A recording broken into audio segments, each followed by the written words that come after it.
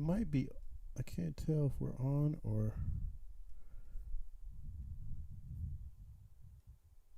You are on. Okay, I guess we're on. Apparently, we are on. So let me turn that off. Okay, so everyone, forgive me. This is my first time doing this, and there's a lot that goes into doing this as far as all the logistics. So, but nonetheless, without further ado, here we are with another Drummer to Drummer. However, not on Instagram, on YouTube for the first time, the premiere episode on YouTube, and I am so honored to have the incredible, incomparable Larnell Lewis join the show. Thank you for being here, Larnell. I think you're muted, actually. There we go. Technicalities on my end. Thank you. It's all good. All good. Good to be here, man. Thank you. Absolutely. Thank you. And if you guys can just help us and let us know how it sounds, if either of us are too quiet or too loud, just let us know at any point. And as always, if you have any questions, feel free to ask them. We'll try to get to as many as possible. But just want to jump into this. Okay. Just want to make sure. Give me a thumbs up. Everybody give me a thumbs up if you're seeing what if everything's cool. Okay. Yeah. So anyway, I think we'll go ahead and do the thing. And Larnell, what have you been up to lately? Man. It's a loaded question, right? Oh my gosh, what a way to start. What have I been up to? Okay. Just got back from a tour across Canada with my band and my wife's band. Her name is Joy Lapp, and we're actually celebrating the release of her new record called Girl in the Yard. And oh, man. Coast to coast with the band and both of our kids. Woo! Yeah, so that's the accomplishment I deserve.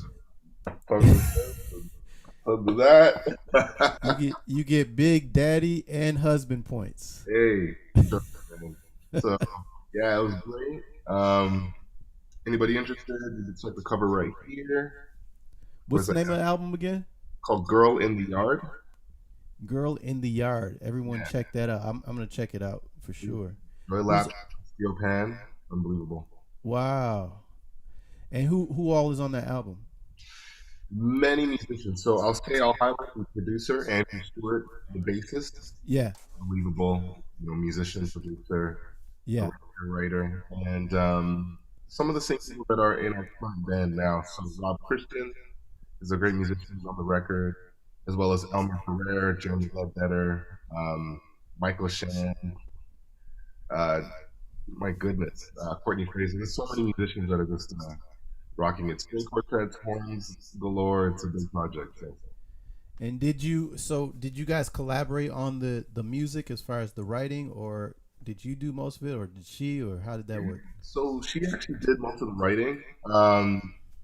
We actually had a trio in the beginning, and so some music was from that trio period. I think one or two of the songs. But she actually wrote the music when she was doing her master's at the university in composition. Okay. Outside of the stories of who the people are, for the song and the purpose of the song, the music is also based on, Afro-Caribbean jazz. Definitely bands like, let's see here, Etienne Charles, of course, is a great inspiration. Say that again. Etienne Charles. Oh yeah, of course. Great inspiration. Yeah. And Andy Norell is also a great inspiration. Yeah. But yeah, Joy wrote all the music. Incredible! I can't wait to hear it. Speaking of albums, you have two as a leader. One which was nominated for Juno, and for all you Americans and non-Canadians, a Juno is equivalent to a Grammy. So it's a big deal. What was that like? First of all, let's talk about the album. On that album, you're you're playing basically everything on there. Is that right? So depending on which song you're talking about, so I had a large cast as well. Okay. But on certain tracks, I would play maybe some secondary keys. Yeah. I might play some synth bass, some extra pads, to fill in the gaps. And Yep. then one song in particular, I actually play all the instruments. Which one is that? It's called The Promise. The okay. Got Yeah. it.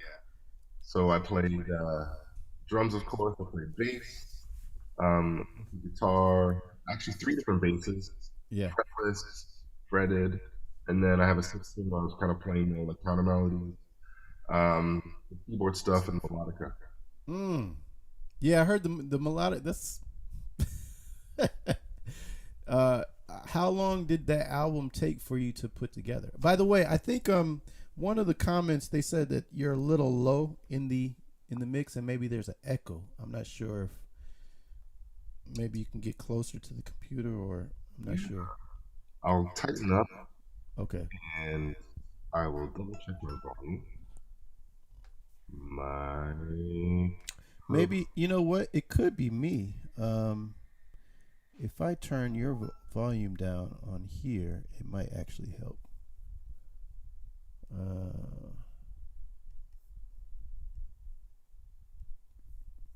Let's see. Can you talk a little bit? check 1 2 1 2. Okay. How's I that? turned you down a little bit here. Hopefully, it's a little better. Gets rid of the echo. Mm-hmm. So yeah. How long did that album take you to make? Oh my gosh! I mean, I can only imagine trying to play all the instruments on some of the man.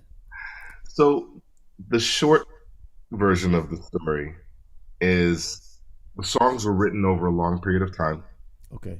Some from when I was in college, like Yeah. more the straight ahead stuff, Yeah.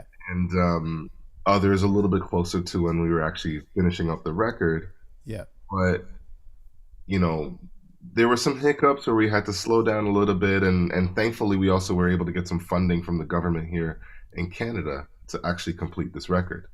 So Canada, I would man. say it's Canada's good for that. unbelievable for that. So it took a few years just because of Yeah. all the things that were happening. Okay. I'm in process right now for the next record. Have Yeah, you already submitted a grant proposal? yeah. Submitted the grant Okay. already. Money's in, and we are working on the dates for the studio right now. Woo. We are playing the music live, so really getting it going and working on Okay. arrangements, and yeah, it's just that process all over again. So It's exciting, but it's a lot of work, right? definitely a labor of love for sure. Yeah. Yeah. And the things that you did on for the second album, the Relive, is that what it's called? Relive the moment, yeah. Relive the moment. Sorry. Yeah. Um. So that was done. You did it part of it live, or is that what you did? Yeah, so the concept behind that album, basically, we hit the pandemic Yeah.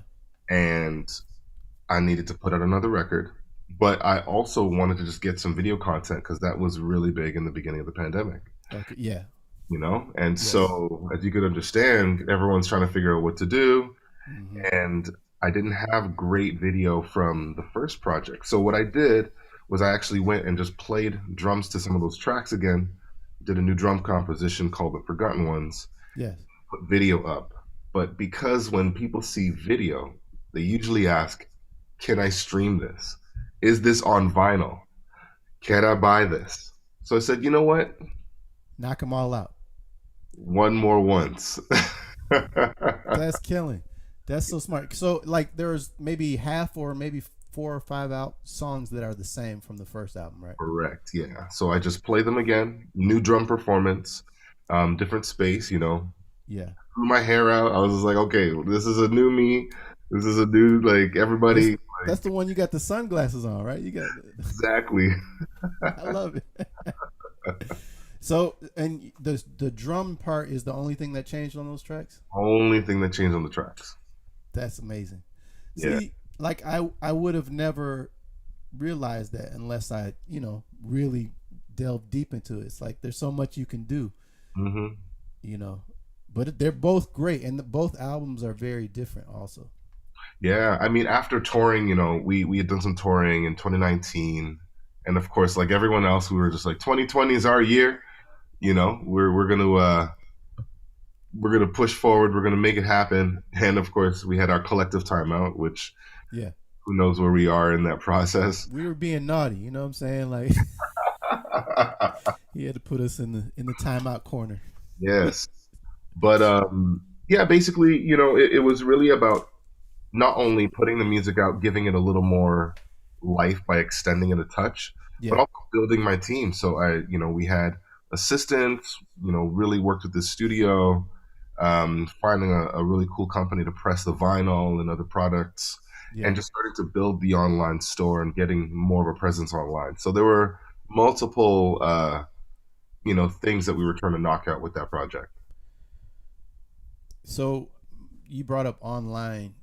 I'm just curious how you feel and like how you handle, how you balance your online because you have a great presence online. But I don't think that you're on there all day necessarily.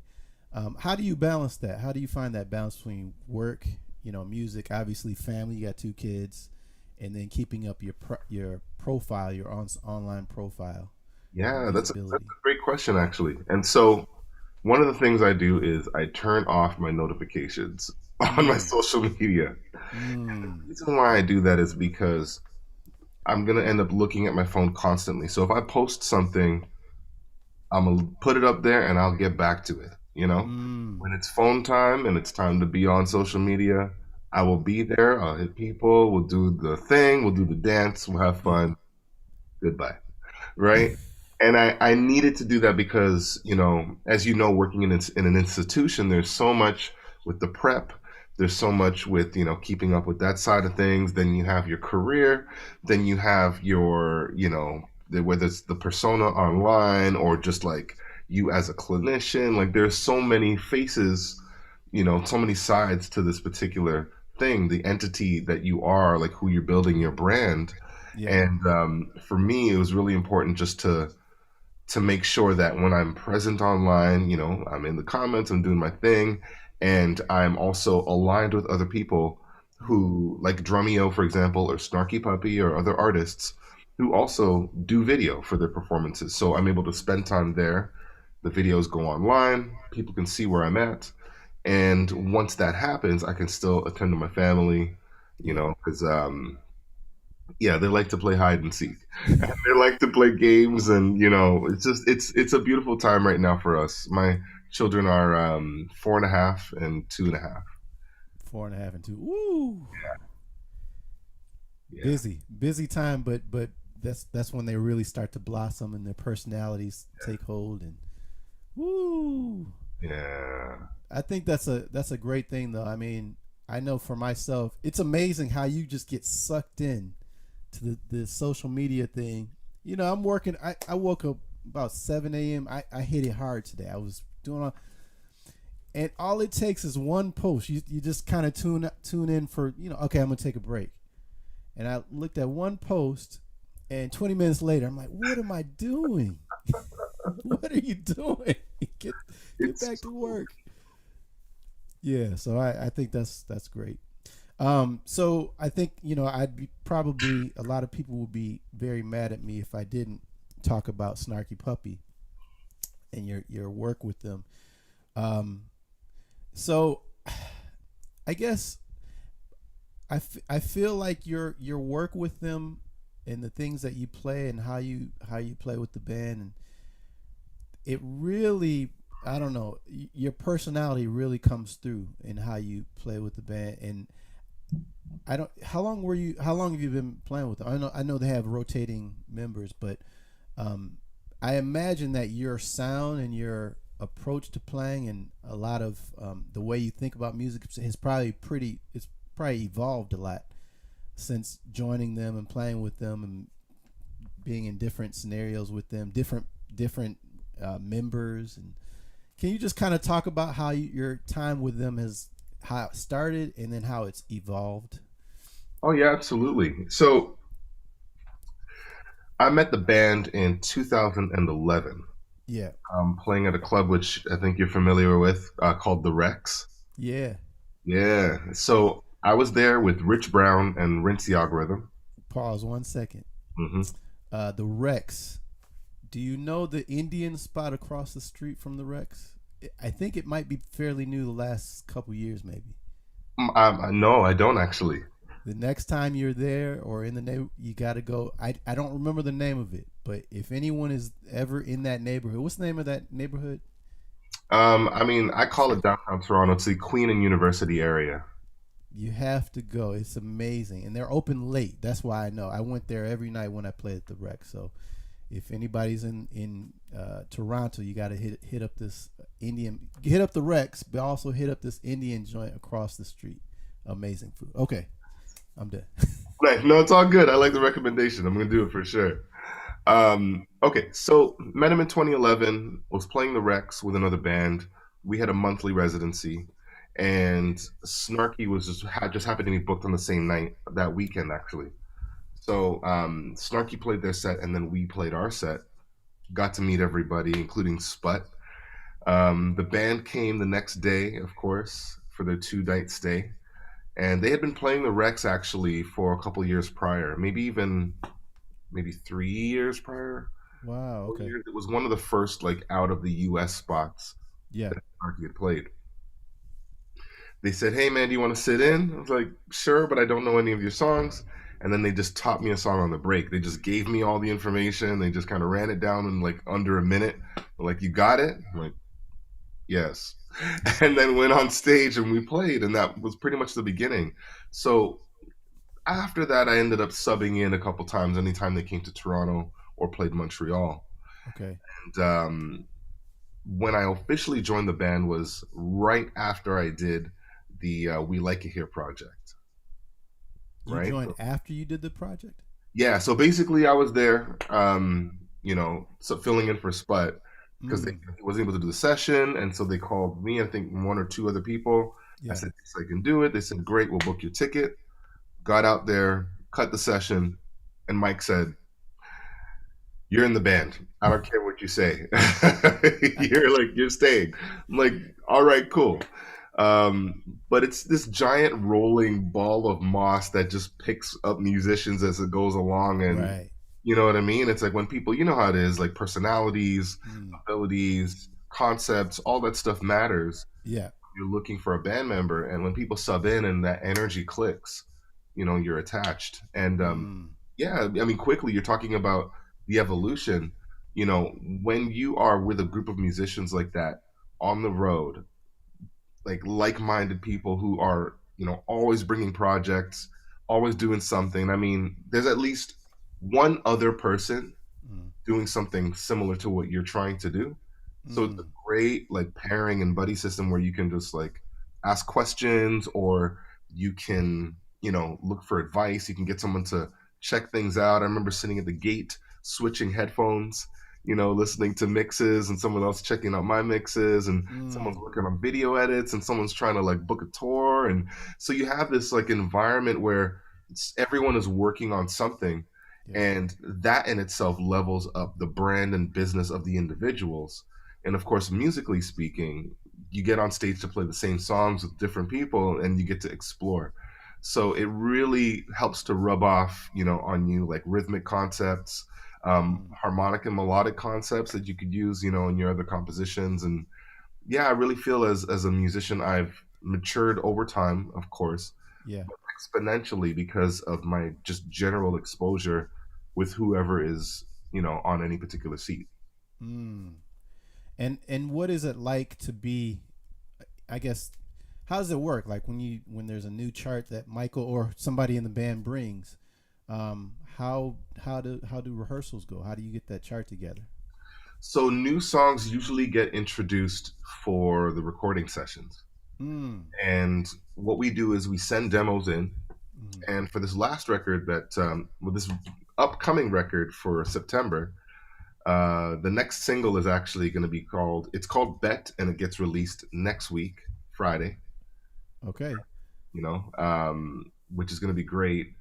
And we've already released Trinity, but basically the demos get released.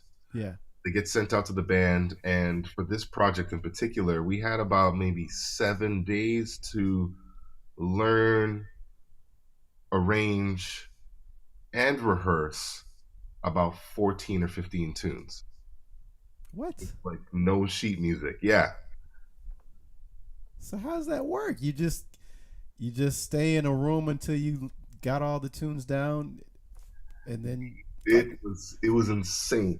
So that sounds crazy. so first of all, you got to remember that there are three percussionists, there are three drummers, there are three guitar players, there are about four keyboard players. We got about, three or four horn players. Yeah. Um, one second. Yeah, like we got a bunch of people on every chair, you know, Yeah.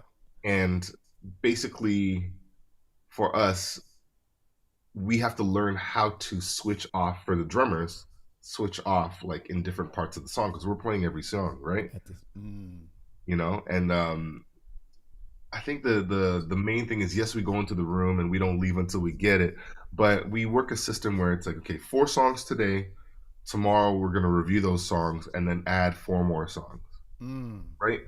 Then after that, we play all 8 and then we review the next 4. Then we do all 12, and then the next day we work on like 1 or 2, depending on how everyone's energy is. Yeah. We record everything. Everyone's taking their own personal notes. Michael, the band leader, is also taking notes to try to figure out how to really massage these arrangements. And prior to that, what he's doing is also, as the demos go in, he's having conversations with all the composers, and just discussing like what could happen sound wise, what makes sense, like Yeah. who to feature, all that kind of stuff.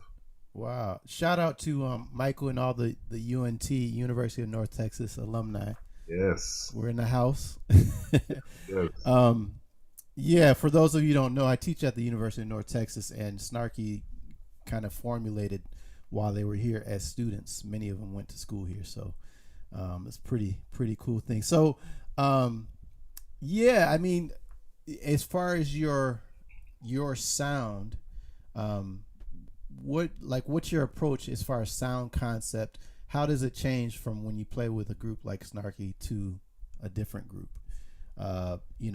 Like with your own band, or does it change, or is it totally different? Amazing question. The reason why I say that's an amazing question is because I've grown up, you know, playing in so many different bands, and one thing I've been called as a chameleon, where I take on the form of the band in terms of like the sound or the approach, Oh, okay. and that's important to me because that means that I am doing my best through what I have to reflect the concepts and the sound and like the ideas of that particular project. And it stems from wanting to make the composer comfortable, of course, with Yeah. my presence on stage, knowing Yeah. that their music is safe with me. And yeah, I would say, how my sound varies, I guess, between Snarky and my project, or Snarky and my wife's project, or Snarky and any other band. Um, Joanna Majoko, I got to shout yeah. out to Oh, Joanna. absolutely, Joanna Majoko. Unbelievable, unbelievable Yes. talent. Um, yeah, really, really, my sound and Snarky, you know, one thing I'll say for sure is it depends on what bag of material we're going into. Mm. Some is more like rooted in funk. Some of the later projects we've been doing has been hitting on the like, the Afro Brazilian, Afro Cuban, Yeah. and a variety of other sounds and styles. And so, being in a place like Toronto, I actually have the opportunity to play with musicians from those regions, and get a chance to touch the authentic sound just a little bit and get a reading on, okay, a little bit of this, a little bit of that, try this, try that, always learning. But the difference between my band and Snarky's band in terms of sound with the drums Yeah. is I play a little more, I generally play dynamically. That's my go-to concept. Yeah. Meaning like I'll hit them hard when it's time to hit them hard, but dynamically in volume, I'm moving with the flow. I'm trying to like sit underneath the soloist. I'm accenting what they're doing. Not so much like steamrolling like in a pop gig, depending on what's happening. Right. A lot Right. of different voices, and so that's a similar concept to my band, but we sit more in the Afro Caribbean range. So Oh, okay. I'm playing a lot more percussion items on my kit. Um, you know, the compositions are different, that's for Mm. sure, and so that means that as I'm controlling them for my band, I'm really just trying to lean into any kind of a soca or calypso or anything of like, coming out of the African diaspora, or even, anything just connected to that more rootsy sound. Yeah. There's a bit of funk, we were talking about Change Your Mind, one of the songs that I did, for example, Yeah. with Live. Um, yeah, I would say that probably leans a little closer to the sound of Snarky, and that would have me, laying down a solid groove, making sure my snare is just like locked in. Not too much cymbal work, depending what's happening, Mm. and then feeding off of percussion. So definitely, if there's a percussionist, I'm changing the way that I play what I play. And you, as I understand, you have West Indie roots That's in your correct. family, right? Yeah, my family's from St. Kitts. Okay. Yeah. And are you like, what's your relationship with the culture or the country? Do you travel there much or? Yeah, I mean, I want to go a lot more, especially Mm. living in Canada. I want to go a lot more. But for me, Especially in the winter, right? oh, listen, when Snowmageddon hits, I'm just looking at the flag, just like, Mm. I, Well, hey, listen, enjoy your time right now. Right now in Texas, it's crazy. It's like I've been here 5 years, and this stretch of heat is the most insane I've seen. It's like mm, nonstop triple digits, 104, 105, just average, just hanging out right there. And wow, then it'll cool down in the evenings to about 93, 92. a cool 93, 92. Yeah, Ain't nothing. Just throw an egg in the air and it'll land on your plate fried. exactly. It's rough, man. So enjoy that Canadian summer. I will do that. But yeah, I don't get there as often as I would like to. But I do visit islands in the Caribbean. Trinidad is another island that I visit often. Shout out to my Trini people. Mm, Um, Specifically one, David Richards. Yes, yes, yes. mm. And yeah, it's always good for me to take time not only to reflect but just to connect. So my Mm. family's still there, cousins, my aunts and uncles are still there, both sides of my family. Yeah, I connect You with. know, and I think that that's a huge distinguishing factor in your playing compared to other drummers. That those roots, those West Indian roots, that comes through when you're playing, even when you're just playing a funk groove. I can still feel there's something a little different than a drummer who doesn't have those roots. It definitely comes through, and it kind of, it's something that I think people connect with when they think of Larnell Lewis. I think those Caribbean rhythms that you insert and kind of impose here and there, even if it's really subtle, Mm, it's always just a little, just right next door. yeah, It's slick.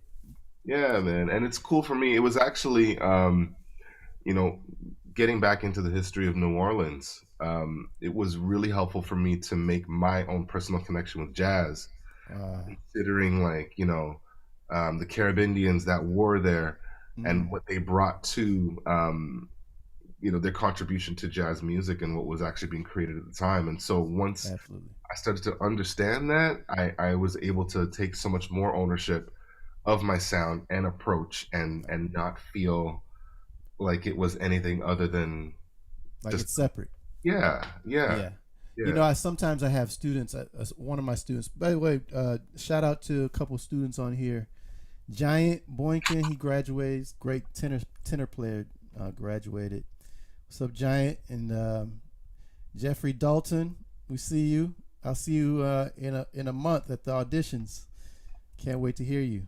Like, And I'm sure there's some other students I missed, but Here's a question. Oh, I was gonna say though, some of my students, they come from all different, you know, walks of life, and they grow up differently, different cultures, and it's great. And I think sometimes they don't realize how important that is to them as a musician, and how they need to actually lean into that as opposed to trying to fit into what everyone else is doing that they think they're supposed to sound like. So it's great when I see that light bulb, like, oh, so those things that I grew up listening to and playing and seeing my father and my parents dancing, that can be a part of my jazz and my funk and my whatever. It's a beautiful thing. Oh man, it's and I'm glad you actually brought it up in that way, because even within the kind of climate that we're in right now, with everyone like rediscovering themselves and understanding their own culture and appreciating what it is that they have. Yeah. um, you know there is a tradition, to certain type of drumming, and there is a tradition to certain kind of music from different regions, but it is, yeah, that thing of permission to lean in to who you are, because you're going to be so much more authentic with your expression. Yes. Yes. I love that. So here's a question in Drummus. He asked, I haven't read it yet, so hopefully it's a good one. My question is, where do I start if I want to build chops to play Snarky Puppy kind of drums? I know his drum mio ideas where he says adding kicks before and after fills. Yeah. Okay, I understand. So if you want to add to your drumming in order to prepare yourself to play a Snarky Puppy tune, or just the music of Snarky Puppy, I think it's definitely important to understand your drum sound, and it being rooted, at least for Snarky, in funk, right? And Mm, jazz, but especially funk. So, knowing how to actually generate a sound out of the snare drum that hits really well, and mm. really having a solid time feel. Those are, I think, standard things in terms of the drum sound, the time feel, and then figure out what genre it is and then apply that appropriately. And if I may stop you there, that will keep you busy for years. I think a lot of people skip that step. Yes. Don't Yes. take that for granted. No, man, how you hit a drum, that in itself, um, never mind how much attention it commands, Mm, whether from the listener or just from the other musicians, but just your ability to communicate just the way you hit. And it doesn't have to be loud, it just has to be, intentional. And intentional meaning, I understand the desired effect I want to have. I am now putting in action this particular motion to then generate the sound that I want to generate, mm, right? Like, it's just understanding. So that means discovery. But with Snarky, I would say, um, having an understanding of music from James Brown, I think, is a really good base. And then after that, really just getting into the understanding of, if you want to go a little deeper, modern jazz drummers, I think that approach is really helpful as well, because mm, the music is not just your kind of straight up and down funk jam band sound. You got to move around, but you still got to have a little more attitude in what it is you're doing. So I think those concepts work. yeah. And then, being comfortable and content with, holding a pattern between your snare and hi-hat, and being expressive with your bass drum. And when I say expressive, it just means playing syncopations that connect with the music. I would say those are I things love that. I recommend. Ooh, I love that, Larnell. That's so good. Again, I always think about things that I'm talking about with my students. I'm teaching. I'm trying to express and convey, and that's one really common thing that I noticed, that many are not comfortable being expressive with the bass drum. It's like just one tone, one volume, and they don't realize the power, and the power behind it, the ability of the bass drum to really kind of convey a message and a feeling, uh, and also just a groove.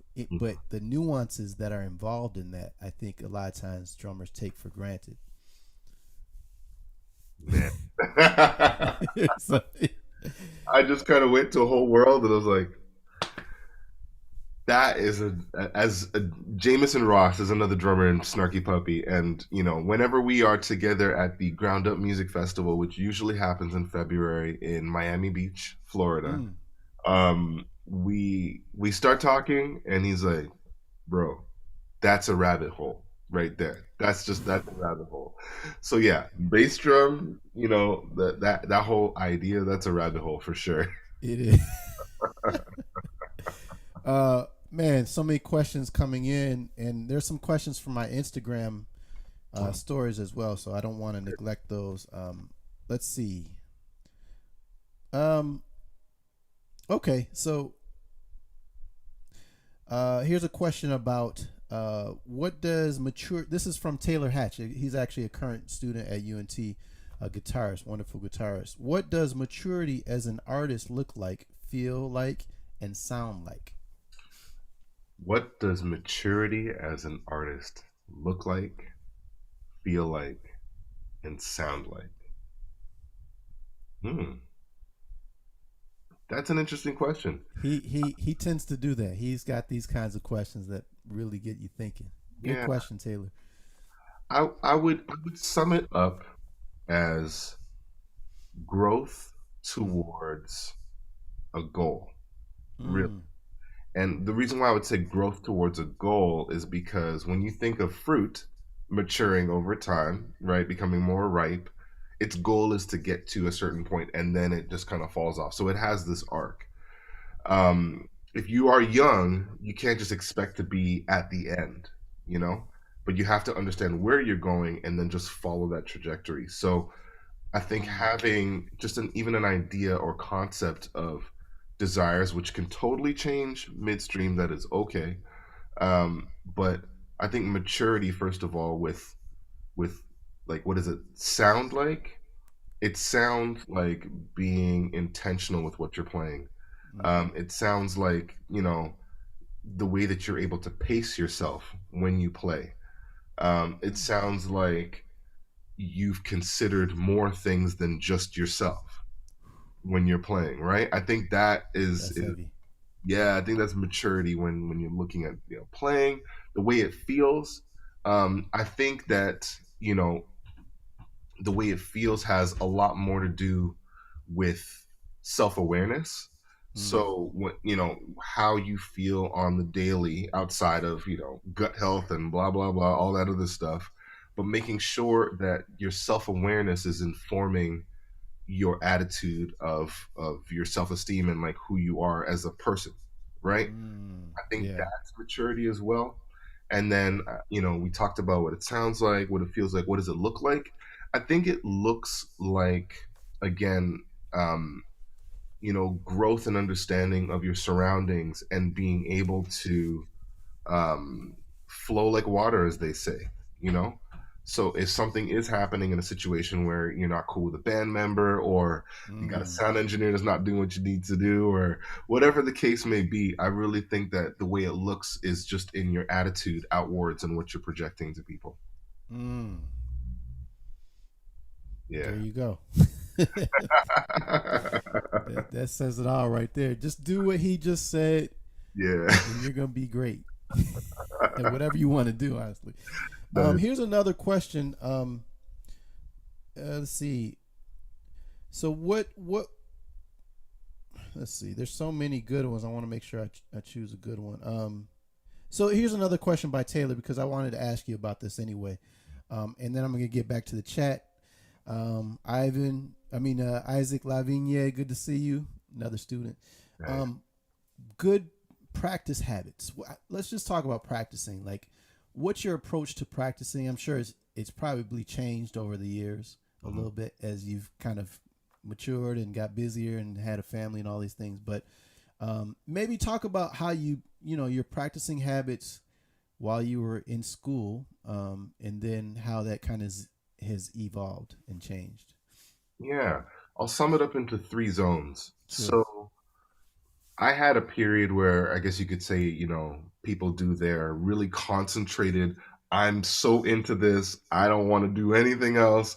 I got to get higher, I need to see above the clouds type practice. Yeah. No, I did that when I was in, grade seven or seventh grade, depending on how you say it. And for me, that would look like 3 hours a day, every day. I had a routine. Come home from school, 3 o'clock to 6 o'clock practice. 6 to 7 was a program called Bravo Jazz, where they aired like Stanley Clark, Stanley Jordan, you know, Buddy Rich Big Band, Maynard Ferguson, and I'm not even in high school yet, and I'm seeing all of this outside of my influence at church. Mm. So I'm playing, then I'm seeing this music, then I'm doing my homework. I'm playing and seeing this thing, doing my homework, and then on the weekends I'm at church or like I'm doing rehearsal. So I had an opportunity to practice, to absorb, and then to like execute or express what I learned. Mm. That's what that looked like. And I didn't have a drum kit at the time. I had like practice pad stuff. I had the thing called rims, where you could put. I had to put blankets on that. Yeah. That whole practicing thing was a whole other story and another for another time. But Wow. I say that because I had to learn to do what's called mental practice, which was visualize the drum kit, hear the sounds, and anytime I was listening to music, just visually identify what that action would look like, Mm. and then try to execute that when I got to the kit. It meant a lot of practicing on my lap, and then that pushes me now into phase two, I talked about, which was when I did my first major reinventing, right? So I'm Okay. playing, playing, playing, my practicing is dwindling, and then time to reinvent. Part of that became understanding, at least gaining um a new definition of like the purpose of music for me. Mm. And what that gave me was an opportunity now to be not as strict about certain things, but it gave me a chance to still be dedicated to practicing, but also learning how to express and connect with what it is that I was feeling. So now my practice time changed in length, but it also changed in purpose, right? Mm. I was no longer, so engrossed with, okay, I need to line up my limbs. I need to like get rid of these challenges. My new challenge was, can I say what I'm thinking? Can I repeat what I'm hearing? Can I Mm. express myself over this small cell idea for a longer period of time? So I was working on more like, concepts, which again was connected to playing, like practicing mental practice, Mm. right? And then the last one is being more forgiving to myself now, which is about maintenance. So the maintenance stuff is I will give myself I have a 7 minute exercise I do, which is just singles and doubles. And it's a bit of a ramp up from eighth notes all the way to 30 seconds and back down. Yeah. It's a warm up for me, and it's a booster because in the mornings I do it before things get crazy, or I do it before a gig, and my wrists feel good. I feel like okay, I hit some drums. I understand the concept of what's going on, and I'm more so practicing songs. Unless again I need to do some major maintenance. So Mm. those are the three kind of big categories for practice for me. I love that. The phase where you're becoming aware of, really aware of what you're doing, what you're trying to, how to express yourself. That's, I think that's so important. It's easy to get caught up in the minutia and the technicalities of what we're doing, and we forget. Oh shoot, I got to actually say something with these things. Mm-hmm. and Mm-hmm. and the technical aspect can and definitely we can get obsessed with it so much that we lose sight of that. So I love that you mentioned that. That's beautiful. Oh man, so many questions. I'm sorry, guys. I'm sorry, I'm not I'll keeping try to up. do the speed round. When you hit me with the questions, I'll see if I Okay, can. okay, okay. Here we go. Here we go. Let's see. About how to use your DTX multi. Okay, so this is from David Lowe. Is that somebody you know? Yes, You know, yeah. I So told. he's so he asked question about how you use your DTX Multi 12 when prepping for a show. Do you organize your sounds slash loops, tempos, etc. into set lists on the DTX, or just keep track of them on a paper set list? Good question. So on the technical side, I will have a set list and identify what it is each patch is for my DTX in order. Like if I'm creating them as I'm listening to the music and I don't know what the set list is yet, Ah, right? So I'm working on song one, which might be song 10 when we do the show, mm, but I'm programming. When I get to the actual show, I do a little bit of a swap around to make sure that everything is in order for the show, aha. right? So So it's that already set with the song is set. It's just a matter of the order changing. exactly, Okay. yeah. Great question, Hmm. David. Um, okay, here's a student who just graduated, Josh Parker. I think that's him, JP. Hey, Mr. Lewis, I was very curious to know your approach to learning a new style of music if you were contacted for a gig for a style you are completely unfamiliar with. Awesome. So what I do is I look for popular songs and also songs where people are dancing. So if I can see the way that they're moving their body, whether it's like in a very casual way, people having fun with their, selfie mode, whatever, but I just look for how people are dancing and I Mm, try to commit to memory the way that they're dancing for the style and then I try to put that energy and movement into the way I play the drum. So I connect that part first. Um, and after that, it's just asking questions about any nuances that yeah, might help to make more of a connection with, um, like in jazz, like you got the big four, yeah, right? yeah. So I'm aware of the big four, but I'm not going to play it every time. But I'm going to pay attention to the energy and then listen to different records where, oh, they put that big four like a little bit further. So I'm going to place mine as well. So I do a little bit of investigating and Yeah. I look at how people use the nuances that I might be aware of. And then I Mm. also look at the way people are dancing. Is there a style that you haven't delved as deep as you would like to that you want to check out further? Absolutely. Anything coming that is more you know, um, like all the Soulcatu stuff, like anything East Indian, like it just that kind of music. I'm so in love with, and so many drummers I respect and dig. They actually are into that level of understanding, that Uh, comes from that music. And so, outside of like the actual counting, I think just anything connected to classical Indian rhythms would be where I want to be right now. have you and Sarah Thayer hung out? Oh man, Sarah, we've hung out a ton, and she's an amazing, amazing example of somebody who works hard and digs deep. I mean, we've had so many conversations, Mm. and she's just so respectful and knowledgeable and experienced, So absolutely. So yeah, definitely. Shout out to Sarah. Bad girl. Um, okay, so then this is a good question. Gregory Hum asks, "What slash who are you listening to this summer? Who should we look out for? Ooh, wow.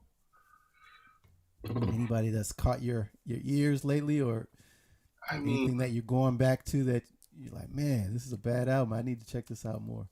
yeah, where I am right now is I'm listening for a couple of different reasons.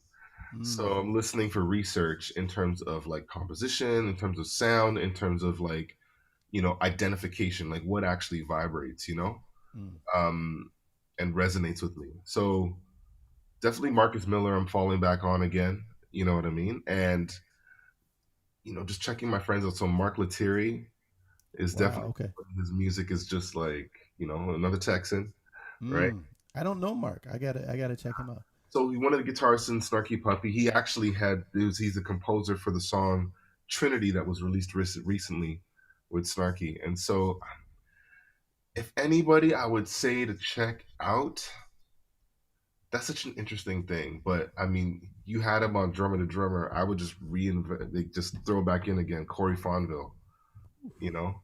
Yeah. Like his touch on the drums, his understanding of how to move a band, his knowledge of tradition of jazz, and his his willingness to stay locked in and create levels without adding like more information.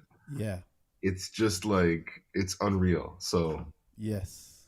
yeah, I totally agree. Totally. There's an album. There's an artist named Javier Santiago. Do you know him?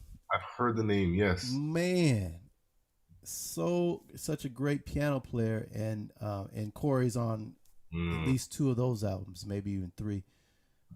So great. Everybody definitely check him out if you yes. don't know. And something you said that I think is really important. Even if you're not really into jazz, I don't think that a lot of drummers who might be into you realize how you've studied jazz, how you actually can play jazz legit and swing Mm, and you listen. I mean, I don't have to ask you, but I can tell you listen to it. You know you've done your work, and I think a lot of drummers may take that for granted how important that is to your sound and to your approach and to all the different elements that you're bringing to the music. I mean, just a quick note on that. I would say understanding the evolution of the drum kit Mm. goes hand in hand with also being aware of the style and the genre of jazz. Like I think when you look at what was used and how people were doing what they were doing and then throwing everything together to make this one complete kit, then people had to figure out, okay, independence. All right, we have to build that. Okay, now we've built independence. Now we got to think about like the sonics and how that works in a recording, how that works in a band, like who are, and then the big band era, right? And then you move from there, and then it's this, and then you got all like the New Orleans cats of making it funky. And then after that, they're not only making it funky, but they're rocking out. And then when they're rocking out, like other people are taking that and now they're influenced by what they're seeing of these other drummers. But the roots of the drum kit are embedded in jazz. That's so heavy, man. It's Hmm. and I think that whatever style, wherever you want to go, it would only behoove you to study the history of the drum kit and all these different styles because through these different styles emerge all or through the study of the kit and through the history emerged all these different avenues that we're all taking, that we're all choosing to take, but it's all connected to the roots. That's what I that was one of my first lessons with Billy Hart. He was my teacher in college, and he connected. He said, "You need to know the history. You need to know where it came from, why, who, all these questions. You have to be curious. You have to do your research. You can't just play a groove and be content playing the groove without knowing where that groove comes from." Yeah. I mean, even just again, a little quick rabbit hole kind of right turn, thinking about when synthetic drum heads were created, Woo! right? In the late 50s, then you look at like Mm. what was charting on Billboard after that, and how like when the drummers eventually moved from calfskin heads to synthetic heads, what that did for the change of the sound of the drum kit, and then the change of the sound for music. Like just that alone, gives you so much more information, even as someone who's going to emulate or imitate a style from a particular era. Like drummers aren't Mm. hitting too hard because replacing heads are not as easy, right? Yeah. So yeah. There you go, Hmm. man. Okay. Rapid fire again. Let's do it. um. Oh, come on, Gregory. Okay, this is off topic. What's your favorite ice cream flavor? Chocolate and rum Chocolate. and raisin. I love rum and raisin. Rum and raisin. I've never had that one. Yeah, man. Uh, you see, you can't be mentioning ice cream because I've been doing good, so good. Now I'm thinking about ice cream. Anyway, how much time do you practice with the metronome, and how much along to recordings? This is from Oleg Goncior. Ooh, so right now I'm not doing a ton of like sitting down with the metronome except when I do my warm up. So when I do that, that actually gives me a chance to not only connect with the sticks and the pad and my form, but I'm also, as I go up the ramp, I'm concerned about my form, I'm concerned about my breathing. As I go down the ramp, I am now connecting with the time because I've addressed everything else. And then once Mm. that's done, I'm a lot more settled. So those are the moments I'm going to be really focused and honing in on the click. Other than that, if I have a session coming up and I know I got to be playing to click, I'm going to practice some of those grooves and again identify where I need to be on that metronome. Mm. Okay. And any useful tips? This is from Ben Fox. Any useful tips for tightening up your limbs for grooves, making sure everything is in perfect sync? Yeah, I would say play two limbs at a time, right? Just kind of like identify what it feels like to just play hi hat and snare, Mm. or ride and snare, or ride and hi hat, or bass drum and snare drum. I think awareness is just what brings that sureness to any groove that you're playing. So you know when something is out of line, but that's because you can identify, okay, the combination of kick and snare doesn't feel right, and Right. you can now kind of like, think introspectively, go into your body, sensory mode, feeling the hands, feeling the feet. You're like, right, that tighten that up without overly adjusting something that's happening maybe on your hands. But I Mm. would say even if you wanted to kind of stick to one limb with the click, or with like an album or whatever your reference of time is, um, but it's really just internal self-awareness of how you're lining up with time. Mm. Okay. Um, are you going to be in your? This is from Francesco Maganuzzi. Sorry, I butchered your name. Love you, Larnell. Do you know if you will be with Snarky in for a European tour in 2022? Ooh, that's a great question. So right now I'm not scheduled for that stuff. It'll either be JT or Jameson, but mainly because I teach at Humber College in Toronto, and Mm. so I'm there full time, and I'll be hanging there for sure. But if anything changes, See you in Europe. I'll just we'll have discussions and figure it out. But for right now, especially because I want to make sure that those that make it to the school and are really investing their time into being in a program like Humber, I want to give them my time and my energy as well. I love it. So, how long have you been teaching at Humber, by the way? I've been teaching um, at I Humber know now, you went to school and, there. yeah, like I've been teaching at Humber now since 2009. Okay, Yeah, full time all that time, or full time as of 2019. that's awesome. Yeah. Do you enjoy teaching, and like what aspects of teaching do you really enjoy? So I love the idea of sharing information, and I love watching students, like that light bulb moment you talk about. Mm.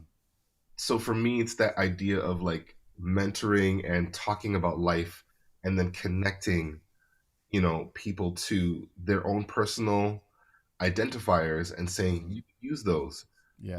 So I love that moment. I love, watching people actually start to make decisions for themselves musically, Mm. right? Like anything I can do to encourage a musician to start to observe, um, what their musical opinion is, Yeah. and make Mm. decisions and being decisive.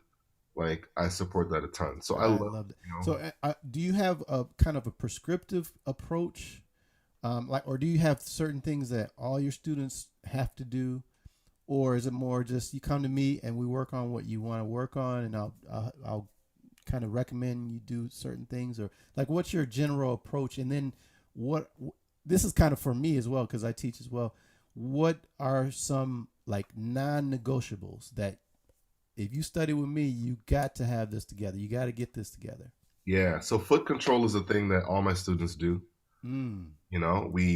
I like it because I feel like, as you mentioned before, just shining that flashlight on the bass drum, even just for like a second, makes everyone realize, oh my gosh, I've never given that the thought or the time of day to think that I too can be expressive through that into the groove, you Mm. know?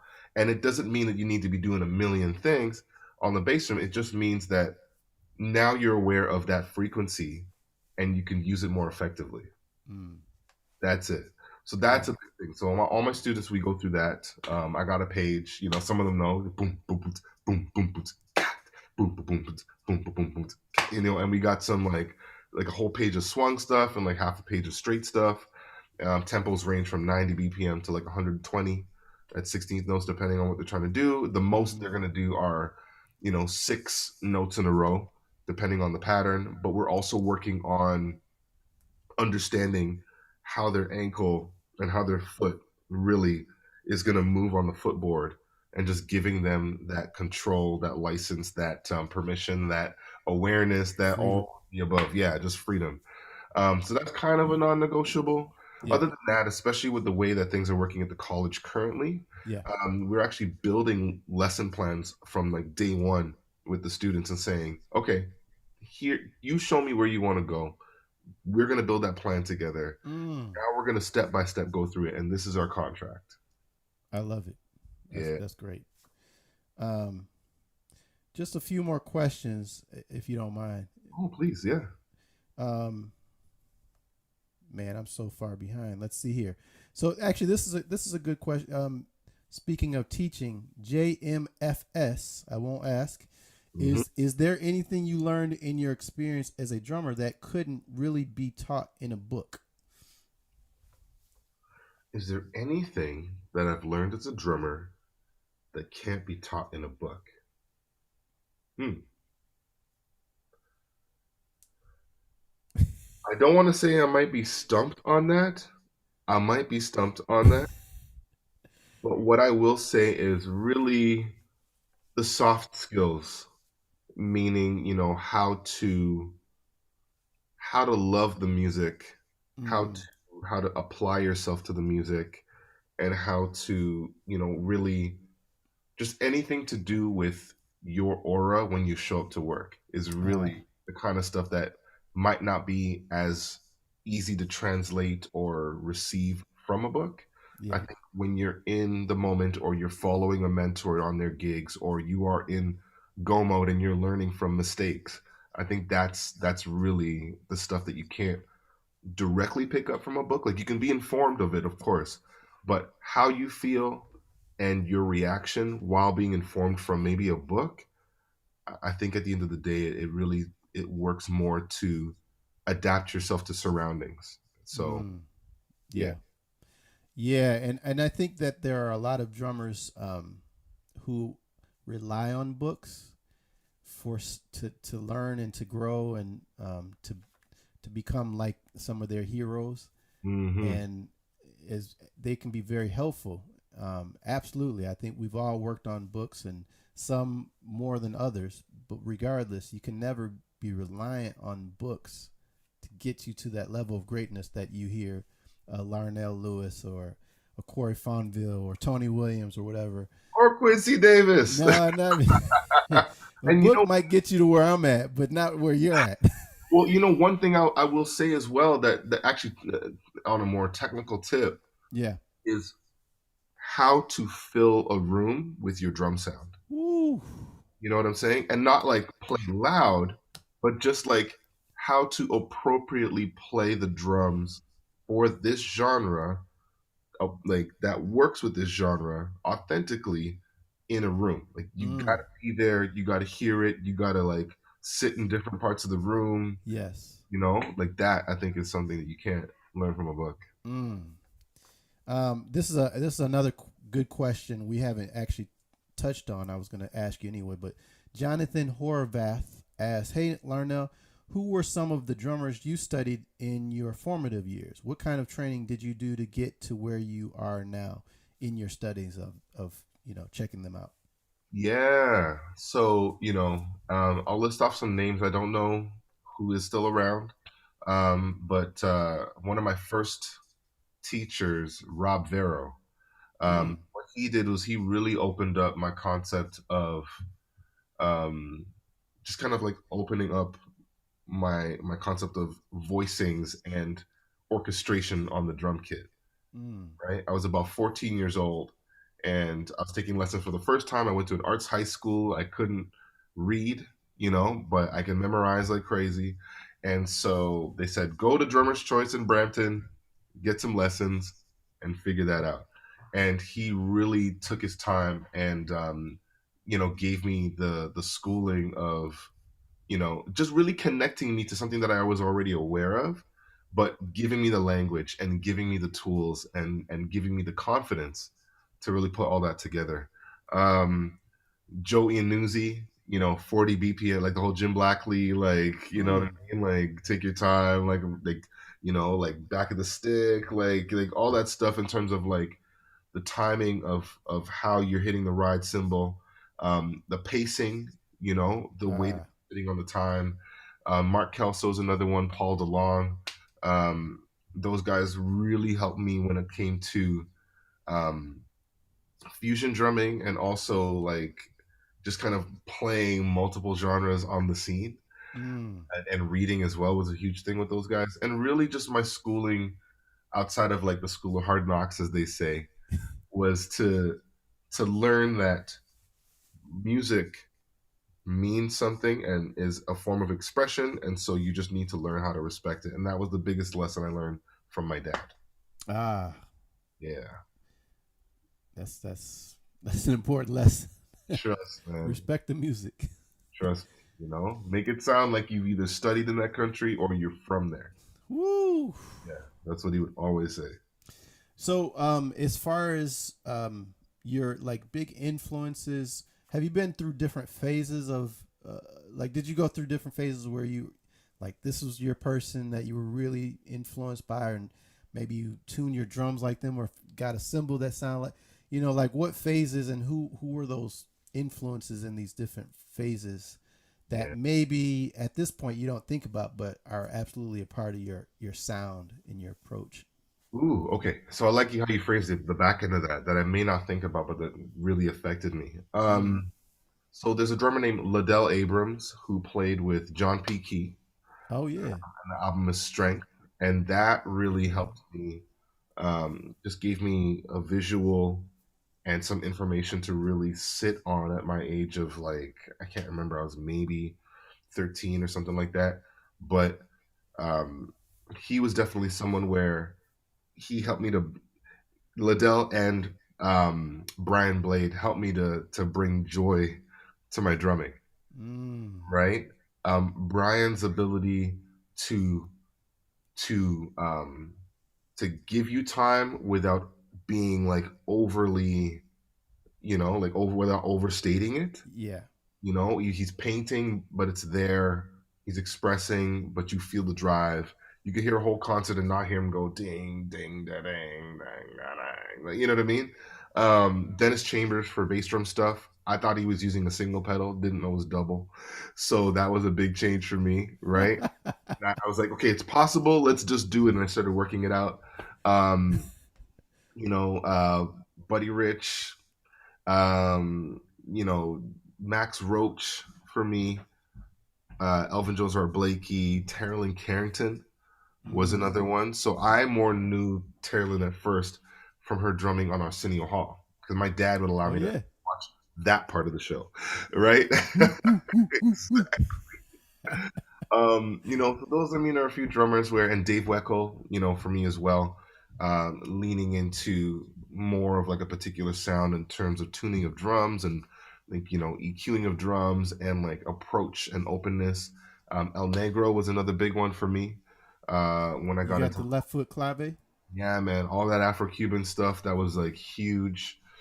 That was a huge phase for me. So yeah, like I had my straight ahead phase. I had my, Mm. trying to figure out like the whole big band thing. Yeah.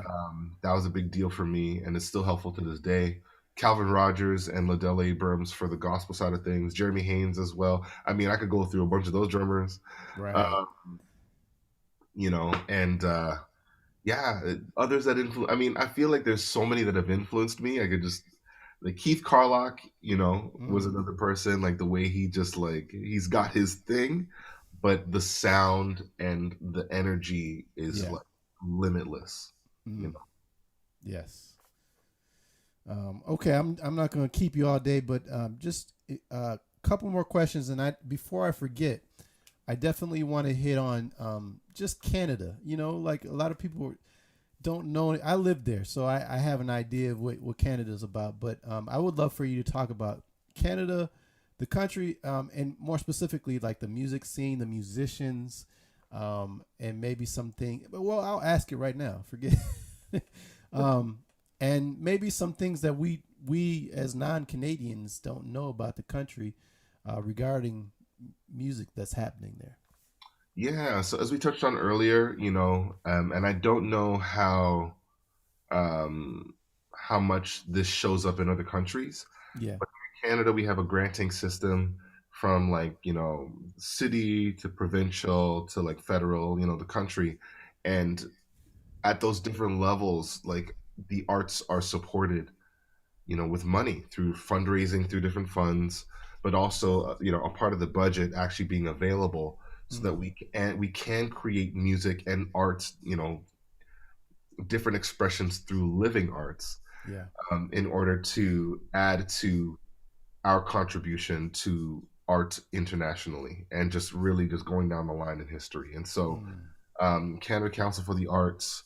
For me, I live in Ontario, so Ontario Arts Foundation, Ontario Arts Council, Toronto Arts Council is another one as well, and so many much different support. agencies. Yeah, where you can just be able to even like I remember the first thing I got was like $1,200 to do a demo, right? A 3-song demo. And that is what just tipped me right over the edge. I had all these songs, and I could have saved the money, but I was saving for other things. And then to get this grant and have the responsibility to have to not only record this thing, submit it, but then also to show, all the What you financials did. as well. It's like it really gets you organized as a business. Mm, And then the landscape, culturally speaking, again, I'm not sure of a lot of different countries what it's like, but of course I know that there are many countries where different cultures are there and they yeah. are influencing the arts, constantly. um, but it's a really special situation in Toronto, where there is not only the space for everybody, but different festivals that are there to highlight these musics, these genres. So, for example, Afrofest is a big festival that happens. We're coming Mm, up to the Caribbean, Carnival Festival with Caravana, wow. and the steel bands. Right after this, I'm gonna be heading to the Pan Yard to hang with the steel band that I play off. Wow.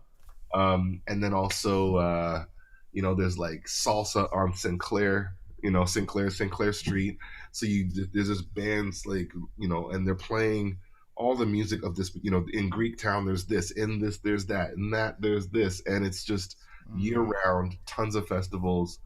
All these cultures are being represented and given an opportunity to, not only express themselves, but make it available for people to check it out and feel a piece of what home is like for them. And I'll say, having lived in mid Canada, Hmm. it's very different in Toronto than in Manitoba, or even even compared to the West Coast. And I think that's what makes Toronto and that area Hmm. so special. Even Montreal, and Yes. I think the East Coast is a lot more rich culturally. It's a lot more diverse, Mhm. which uh, is probably a big reason why the music is so hip and happening. Though there's a lot of great music happening outside of there. There's a lot of rhythm and groove happening over where you are. Listen, man, again, it is just full of a whole bunch of people that just want to move, Mm. and you got to make it happen. It's your duty. Exactly. Okay, so I got to ask this from this is from one between. Okay, so this is from Isaac Lavignier. He's a student here at the school. And what resources are essential towards learning the history of the drum kit? Book recommendations, stories from greats, music, etc. Which of these helps the most? Mm, really, I would actually say, man, it just depends on the way that you learn. Mm, I think that's going to be the first thing I say. Not everyone retains information from reading in the same way. It might take a little longer. Maybe videos work best. I mean, Quincy, your videos are amazing. The way you teach, the way you break things down, the pacing, the information, how thorough you are, you know. And so to have access to that kind of stuff is incredible. So I feel like just like videos alone, like what you're producing as well, are really helpful. Yeah. But there's also information that you may not get from videos that really you got to dig in the history books for. So I Yes. would actually say, you know, first understand how you learn. Two, find a mentor that has some degree of patience to like at least hear you out and allow you to hear yourself speak and work these things out. Yeah. Then just explore, you know. Mm. I mean, I went on a very specific path, and there's a ton of music, a ton of concepts that I've yet to uncover, you know. We won't all It's get hard to it believe, all. but Yeah, I mean, man, like I I have a know. mentor, you know, who he recently passed away, but he would always tell me, boy, the things I learn and forget that you will never know. Wow. Right? So I'm like, all right, Uncle Bruce, I hear you. You know? So it's just that's the reality. So I think, you know, learn to ask yourself questions, learn how to dig into that information for the questions you're asking. Yeah. Have somebody that you can talk to, whether peer mentor, an actual mentor, and just make sure you kind of like audit what feels right, you know, Mm. and just explore, just as much as you can. Always tap into the excitement that brought you to the instrument in the first place. Mm. Okay, and then getting on down to it. Any tips on this is from Juhani Sinkonen. Hmm. I love your name. I wish I said it correctly, but I like it. Uh, any tips on convincing my ensemble students to play softly enough in early jazz styles, New Orleans swing? The trend seems to be the opposite. And she or he said, loving this. Cool. So I would really just ask if there was any way for your ensemble leader to just have a conversation not only about Mm. um, your ears in the moment, but just about the time period and what the music felt like, you know, and Mm. then also go through an exercise of playing one passage at a variety of volumes and with a variety of intentions, right? Let's say you play this one passage. Okay, everybody, play this passage like you just found out that I gave you an F, right? Right? Okay. Play this passage like you realize that you know, the bank put an extra $1,000 in your account, but we're not gonna, you know, play this passage like there's a baby sleeping in the room beside us. Mm. Play this passage like, you know, you feel bad for a friend of yours who's listening and they just lost, you know, a family member. Like Mm. play with these different intentions and these different ideas and concepts Mm. and attach emotion now to them, and now listen to that music and understand what was happening at the time of the music, you know, because like historically there's so much information happening that's informing the music, Yeah. right? If you compare history to like Billboard charts or whatever you want to do, like there's so much you can learn from just lining those things up, and then even just what was capable or possible of the instruments. I mean, Les Paul, you know, creating the first like, you Yeah. know what I mean, electric guitar, and then, you know, you think about James Jamerson having the kind of technique he had, but he was playing on upright, and you know, the electric bass didn't come until a certain time, and like I mentioned, synthetic heads, and so it informs you of the way that people had to play, and Yeah. it helps you with the sound of the music to get a lot closer. Yeah. That's so good. Yeah. I think we'll end on this question. Well, yeah. Okay. It's a there's a couple different parts. You were the first Zildjian live. That's right? Right. You were Yeah, now I that you think you mentioned were it, that's episode right, one. the first video that dropped, yeah. Yeah, that's pretty amazing. So I'd love for you to just kind of talk about. Well, we're both Zildjian artists, so we can definitely talk about Zildjian symbols, but more specifically about the Zildjian live and how that all went down, and then also you do some stuff in that in your solo that just ain't right, man. You just ain't right. You just anyway. You got to talk to me about some of these little tricks that Yeah, yeah. where you get all this stuff, these little cute things that you kind of throw in there real quick. That Hmm. if you're not paying attention, you'll miss. But you're clearly, I mean, that's some stuff that you clearly, you know what you're doing. And so Yes. I love you for you to talk about just the whole experience, but also some of the things that you were playing. And Yeah, thank you. So, okay, so Zildjian Live, I mean, now I'm blanking out what year it was because again, this collective timeout has us all doing I know everything. But yeah, I believe it might have been in 2000 when we recorded it early, like January 2000. So it was during NAM. 2000. Sorry, 2020. That's how much my brain is complete. I'm I almost lost. I'm like, daddy whoa, brain. Yeah. You're like, how did you do that in the yeah. So I'm back from the past, gone to the future. right? So, 2020, January, during NAM in Los Angeles, and we were at East West Studios, and Ghost Note was the actual house band. So Robert Sputzy, right, being the musical director, Nate Worth being on percussion, right? Exactly, right. And hey, you got to hear him if you haven't heard him swing open hand like with left, I have. It's incredible. stupid. Yes, yes. So so Ghost Note I'm familiar with because I've sat in with them and played quite a bit with them, and Sput, one of my mentors as well, and Nate being a fellow band member in Snarky Puppy, so I was very comfortable. And basically, what the process looked like was Zildjian said, "Hey, we're doing this new thing. There is VF Jams, but we also want to do Zildjian Live. We'd love for you to be a part." I was like, "Great." They said, Sput can send you a song. You can figure it out. And I was like, actually, I think I want to see what they do with this one. So they sure, send your song. So I sent one of my compositions called Change Your Mind. And Ghost Note was also touring, and they had a huge schedule. But basically, what they did was they rehearsed the song, arranged the song, sent me a version, right? And I approved it. And then we got in the day before the actual performance, rehearsed for about an hour, just like my sound check time and like playing a couple times through the arrangement with the band to understand it. Following day, we had a schedule where all the drummers played in front of the same audience, and I did two takes of my song, which this was the second take. Mm.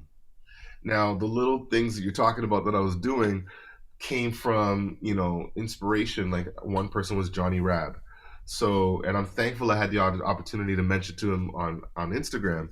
He was playing these sticks. I forgot the company, but the back end of the sticks had all of these really like interesting designs where if you rub them across a rim, they give you some kind of an interesting sound, right? Ah, So I was like, man, I can't afford those sticks, but what I would do with that is I would take it and I would run it across the hi hat.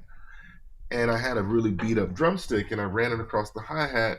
And I was like, wait a minute, that sounds kind of like a reverse cymbal.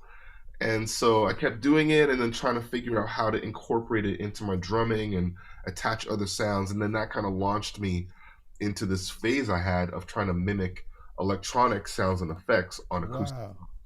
right? And then the second thing was I was hitting the wing nuts on the cymbal stands. Um, and where that came from was I was having issues with accuracy on the drums. Like I'd be playing and I would be hitting like way on the outside or accidentally hitting a rim or accidentally hitting the wing nut You or mean not. in general or for the Zildjian Live? Oh, No, okay. just like my practice time in my Oh, like in my first phase of like like the 3 hours a day practice where I was just ah, like in it, right? I'm like, okay, I got to clean up my drumming. I need to get, I need my accuracy to be on point. So what I did was I felt that, what, if I'm going to miss all the time, I'm going to learn how to intentionally miss, right?